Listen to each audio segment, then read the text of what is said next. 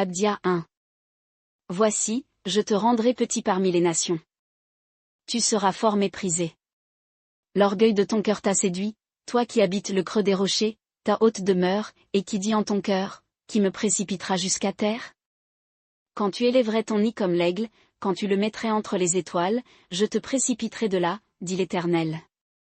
Si des voleurs entraient chez toi, ou des pillards de nuit, comme tu es ruiné, ils ne prendraient que ce qui leur suffit. Si des vendangeurs entraient chez toi, ne laisseraient-ils pas des grappillages? Comme Ésaü a été fouillé. Comme ses trésors cachés ont été recherchés. Tous tes alliés t'ont chassé jusqu'à la frontière. Ils t'ont séduit, ils ont prévalu sur toi ceux qui étaient en paix avec toi, ceux qui mangeaient ton pain t'ont tendu des pièges, et tu ne t'en es point aperçu. N'est-ce pas en ce jour-là, dit l'Éternel, que je ferai disparaître les sages d'Édom, et l'intelligence de la montagne d'Ésaü? Tes guerriers seront éperdus, ô Théman. Afin qu'ils soient tous retranchés de la montagne d'Ésaü par le carnage.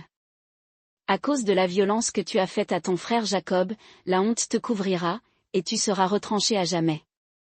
Au jour où tu te tenais en face de lui, au jour où des étrangers emmenaient captive son armée, et où des étrangers entraient dans ses portes et jetaient le sort sur Jérusalem, toi aussi, tu étais comme l'un d'eux.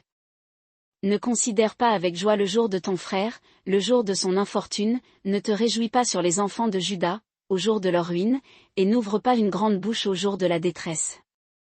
N'entre pas dans les portes de mon peuple, au jour de sa calamité, ne considère pas avec joie son malheur, au jour de sa calamité, et que tes mains ne se jettent pas sur son bien, au jour de sa calamité. Ne te tiens pas au passage pour exterminer ses fugitifs, et ne livre pas ses réchappés au jour de la détresse.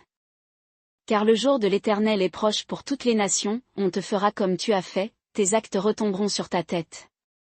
Car comme vous avez bu sur ma montagne sainte, ainsi toutes les nations boiront continuellement, elles boiront, elles avaleront, et elles seront comme si elles n'avaient jamais été.